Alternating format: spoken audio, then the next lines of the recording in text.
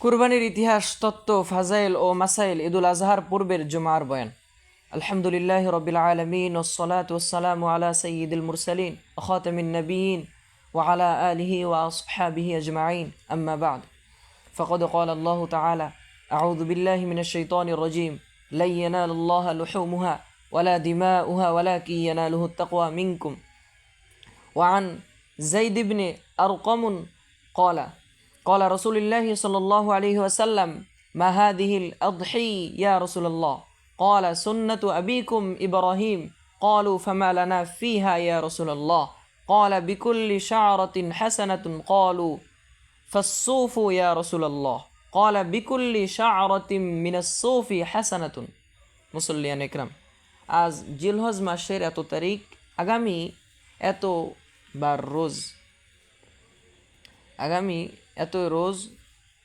এতবার পবিত্র ঈদুল আজহা বা কোরবানির ঈদ। আজহা বা কোরবানি অর্থ ত্যাগ, আর ঈদ অর্থ খুশি। অতএব ঈদুল আজহা অর্থ কোরবানির খুশি। এই কোরবানির দিনে আল্লাহর উদ্দেশ্যে জানোয়ার জবাই করা হয়। এর মাধ্যমে মালের ত্যাগ স্বীকার করা হয়, মালের কুরবানি দেওয়া হয় এবং এই মালের কুরবানি দিতে পারার মধ্যে মুমিনের একটা আনন্দবোধ থাকে। এজন্যেই একে কুরবানির ঈদ বলা হয়। আরবিতে বলা হয় ঈদুল আজহা। ইসলামে অনেক ধরনের কোরবানি বা ত্যাগের বিধান রয়েছে। এক ধরনের কুরবানি হলো জানের কুরবানি, যেমন নামাজ, রোজা, হজ, জিহাদ ইত্যাদির বিধান।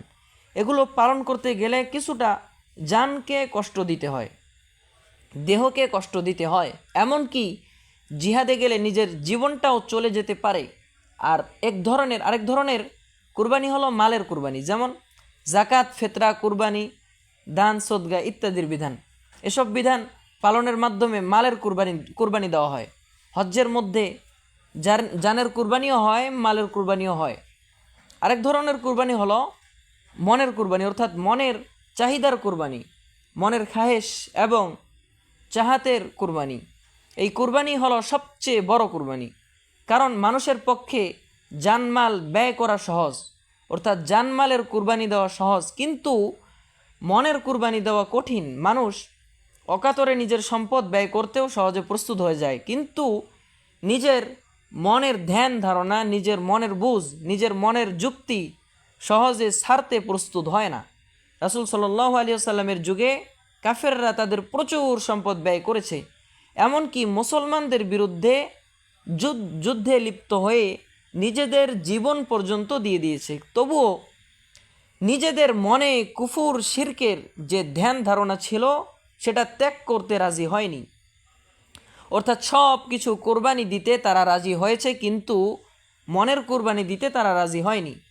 দেখা গেল মনের কোরবানিটাই হলো সবচেয়ে কঠিন, মনের কোরবানি হলো সবচেয়ে বড় কোরবানি। সামনে ঈদুল আজহার যে কোরবানি আসছে, এখানে জানোয়ার জবাই করার মাধ্যমে মালের কোরবানি হবে, সেই সাথে মনেরও কোরবানি হবে।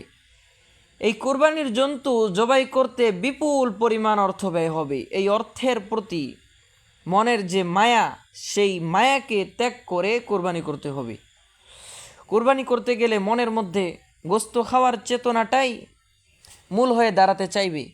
মনের এই চেতনাকেও কোরবানি দিতে হবে এবং সম্পূর্ণ আল্লাহকে রাজি খুশি করার নিয়তেই কোরবানি করতে হবে।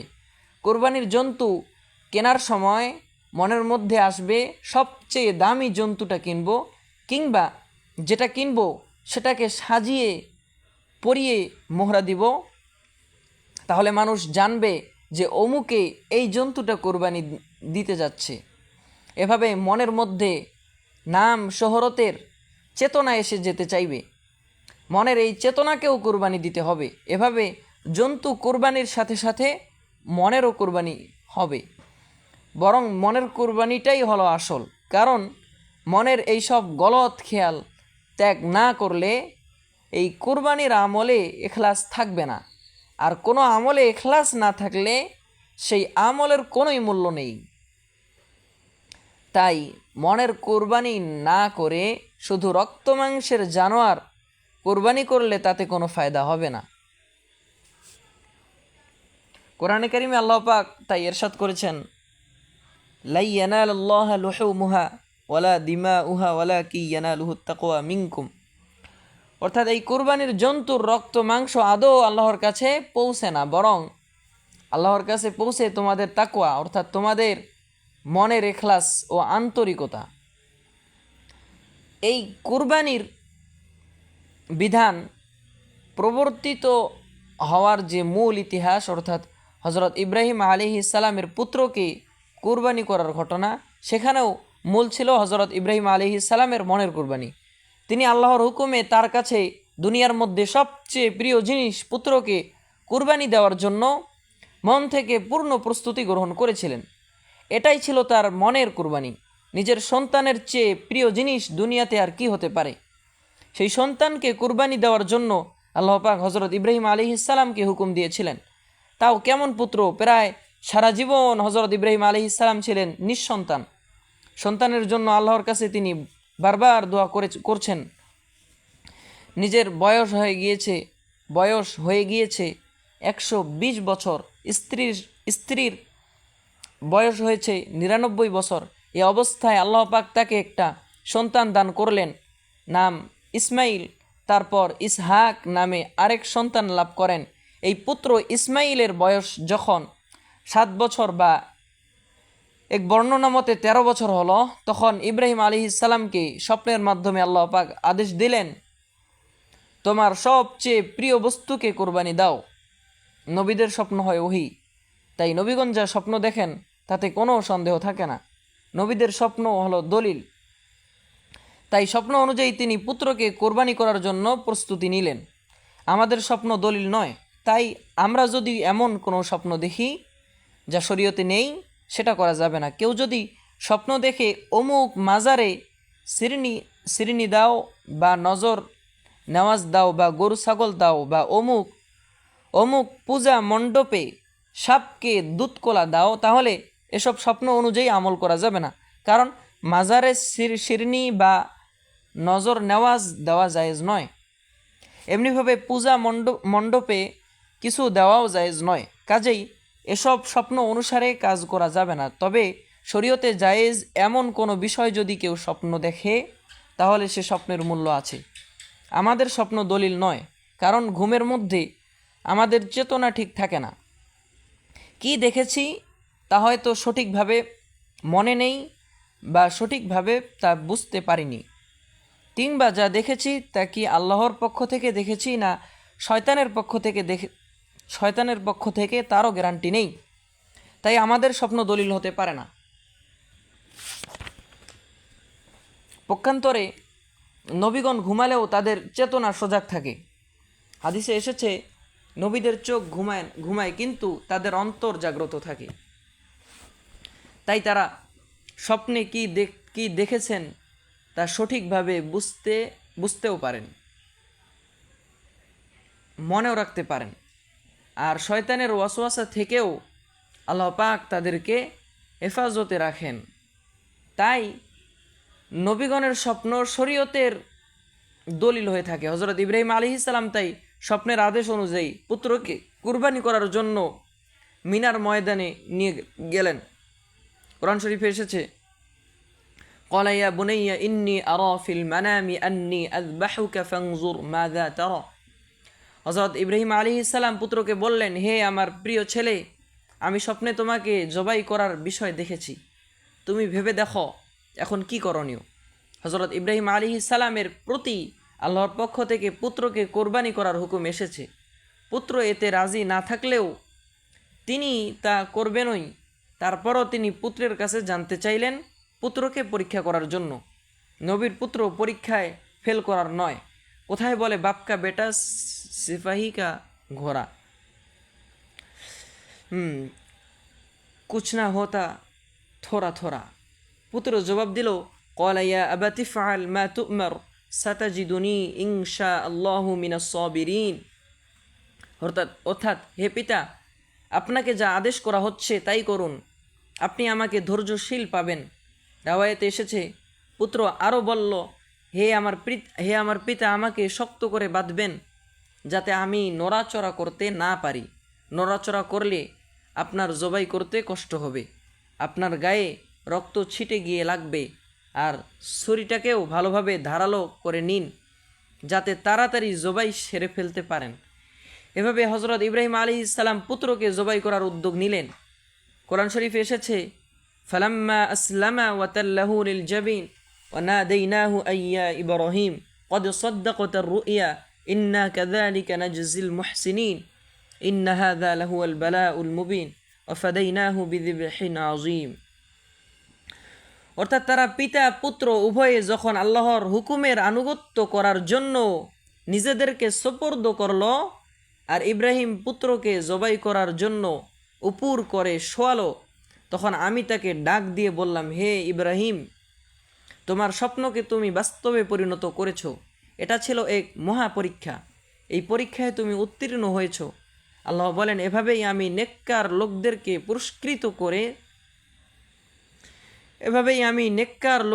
পুরস্কৃত করে থাকি। আল্লাহ পাক বলেন, আমি তার পুত্রের বদলে একটা মর্যাদাবান দুম্বা পাঠিয়ে দিলাম।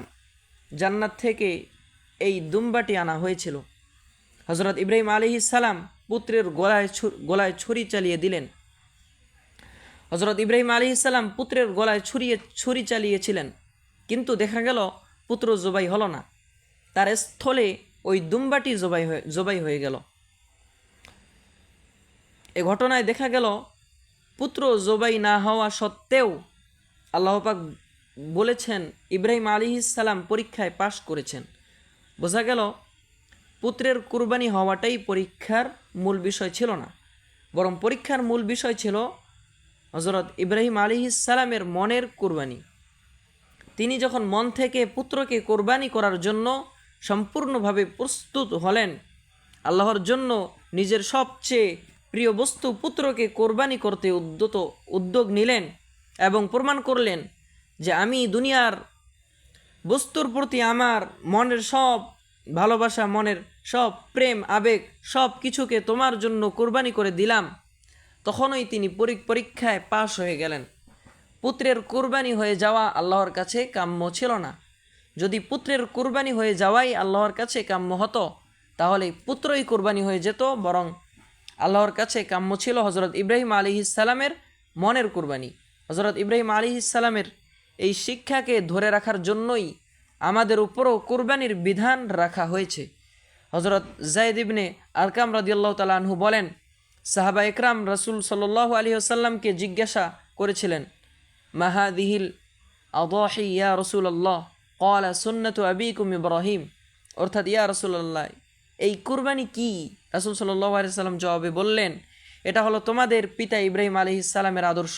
বোঝা গেল হজরত ইব্রাহিম আলাইহিস সালামের মতো মনের কুরবানি দিতে পারাই হলো এই কুরবানির শিক্ষা। অতএব আমরা যদি আল্লাহর হুকুম পালন করার জন্য আমাদের মনের সব রকম জজবাকে কুরবানি দিতে পারি, যেমন সম্পদের মায়াকে উপেক্ষা করে আল্লাহর রাস্তায় সম্পদ ব্যয় করতে পারি, সম্পদ সঞ্চয় করে রাখার মোহকে কুরবানি দিয়ে জাকাত দিতে পারি, হজ করতে পারি, মানুষের ভালোবাসার ওপর, ছেলেমেয়ে এবং পরিবারের ভালোবাসার ওপর আল্লাহর রাসূলের ভালোবাসাকে প্রাধান্য দিতে পারি, এভাবে সব স্থানে মনের কুরবানি দিতে পারি, তাহলে কুরবানির শিক্ষা আমার মধ্যে এসেছে বোঝা যাবে।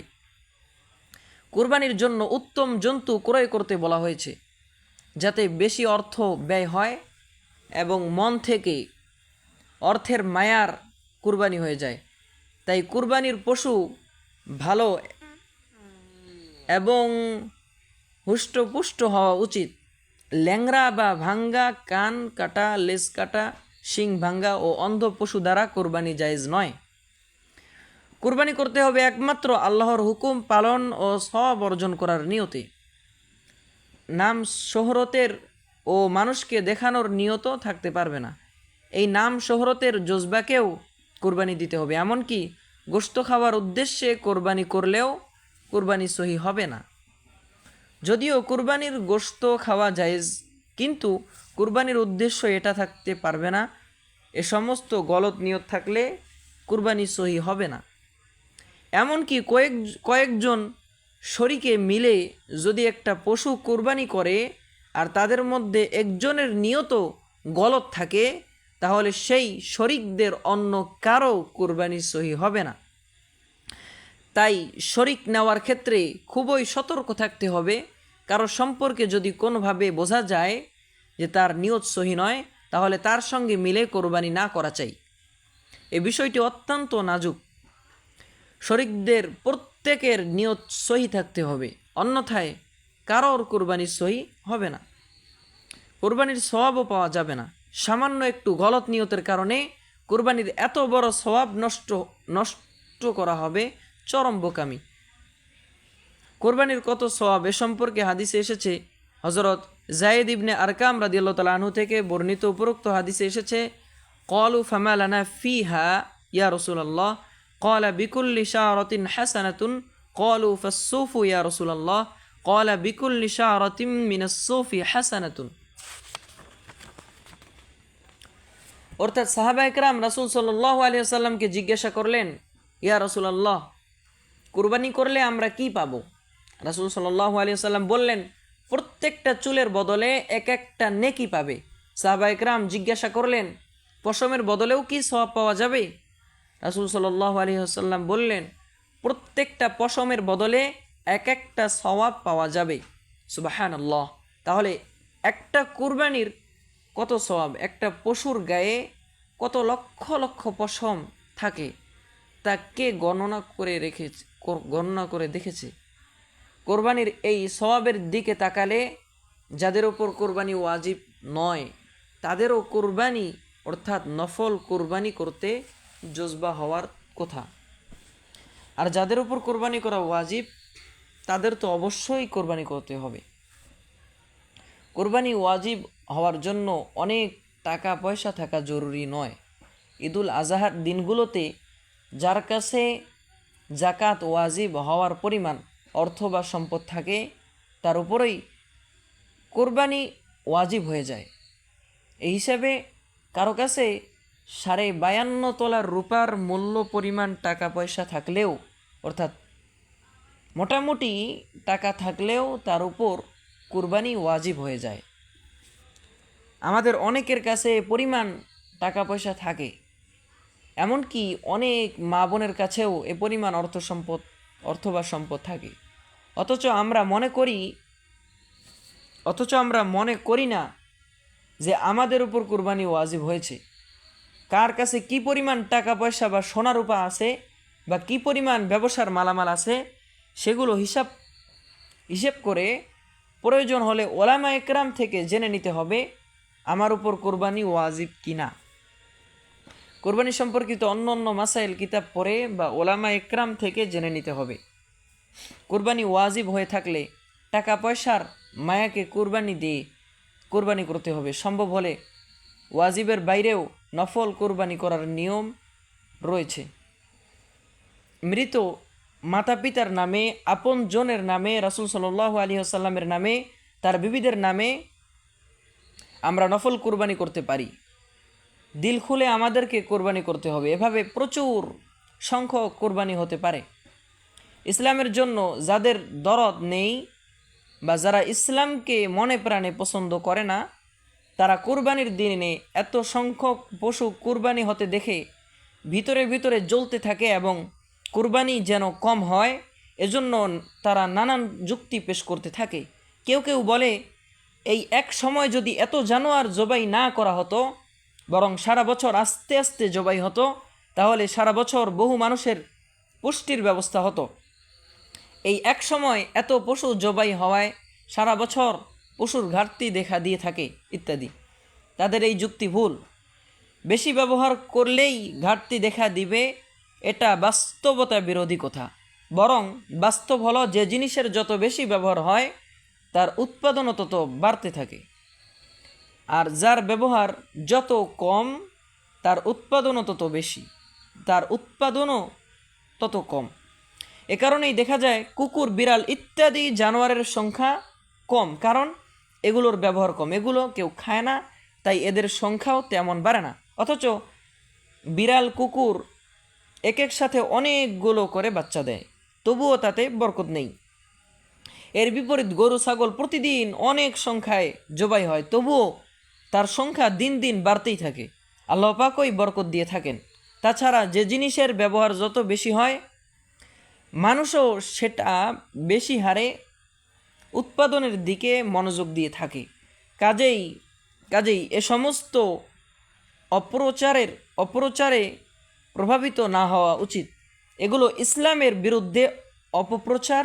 এরকম অপপ্রচারে কান না দেওয়া উচিত। দিল খুলে খুশি মনে কোরবানি করা উচিত। কোরবানির ব্যাপারে রাসূল সাল্লাল্লাহু আলাইহি ওয়াসাল্লাম বলেছেন, ফতিবু বিহা নাফসান, অর্থাৎ তোমরা খুশি মনে দিল খুলে কোরবানি করে যাও। আল্লাহ পাক আমাদের মনের সব রকম ওয়াসওয়াসা দূর করে দেন। দিল খুলে কোরবানি করার তৌফিক দান করুন। কোরবানির জানোয়ার জবাই করা, গোস্ত বন্টন করা ইত্যাদি সম্পর্কে ইনশাআল্লাহ ঈদের দিন আলোচনা করা হবে। আরেকটা বিশেষ মাসআলা শুনে নেই। 9 জিলহজ ফজর থেকে শুরু করে 13 জিলহজ আসর পর্যন্ত মোট 23 ওয়াক্ত ফরজ নামাজের পর তাকবীরে তাশরিফ বলা ওয়াজিব। জামায়াতে নামাজ হোক বা একাকী সর্বাবস্থায় এটা বলতে হবে। পুরুষ হোক বা নারী সকলকে বলতে হবে। তাকবীরে তাশরিফ হলো আল্লাহু আকবার, আল্লাহু আকবার, লা ইলাহা ইল্লাল্লাহু, আল্লাহু আকবার, আল্লাহু আকবার, ওয়ালিল্লাহিল হামদ। এই তাকবীর জোর আওয়াজে বলা ওয়াজিব, তবে মহিলারা আস্তে বলবে। নামাজের সালাম ফেরানোর সাথে সাথে এই তাকবীর বলতে হবে। ইমাম সাহেব যদি বলতে ভুলে যান তাহলে মুক্তাদিগণ সালাম ফেরানোর সাথে সাথে বলবেন, ইমামের বলার অপেক্ষা করবেন না। ঈদুল আজহার নামাজের পরও এই তাকবীর বলা কারো কারো নিকট ওয়াজিব। তাকবীরে তাশরিফ একবার বলা ওয়াজিব, 3 বার বলা সুন্নত নয়।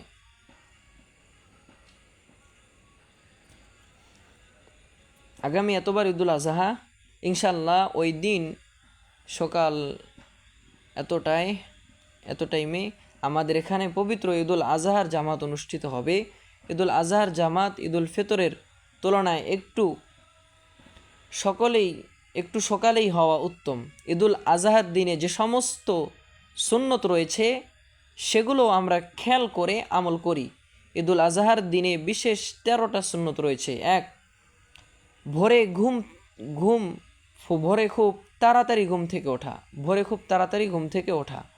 2, মেসওয়াক করা। 3, গোসল করা। 4, যথাসাধ্য উত্তম পোশাক পরিধান করা। 5, শরীয়ত সম্মতভাবে সাজসজ্জা করা। 6, খুশবু লাগানো। 7, ঈদগাহে যাওয়ার পূর্বে কোনো কিছু না খাওয়া। 8, আগে ঈদগাহ যাওয়া। 9, ঈদুল আজহার নামাজ সকাল সকাল পড়া। 10, পারলে ঈদগাহে যেয়ে ঈদের নামাজ পড়া উত্তম। 11, পায়ে হেঁটে ঈদগাহে যাওয়া। 12, যাওয়ার সময় এই তাকবীর জোরে জোরে পড়তে যাওয়া, আল্লাহু আকবার, আল্লাহু আকবার, লা ইলাহা ইল্লাল্লাহু, আল্লাহু আকবার, আল্লাহু আকবার, ওয়ালিল্লাহিল হামদ। 13, এক রাস্তায় যাওয়া অন্য রাস্তা দিয়ে প্রত্যাবর্তন করা। আল্লাহ পাক আমাদেরকে সব কিছু সঠিকভাবে আমল করার তৌফিক দিন, আমিন। ওয়া আখিরু দাওয়ানা আনিল হামদুলিল্লাহি রাব্বিল আলামিন।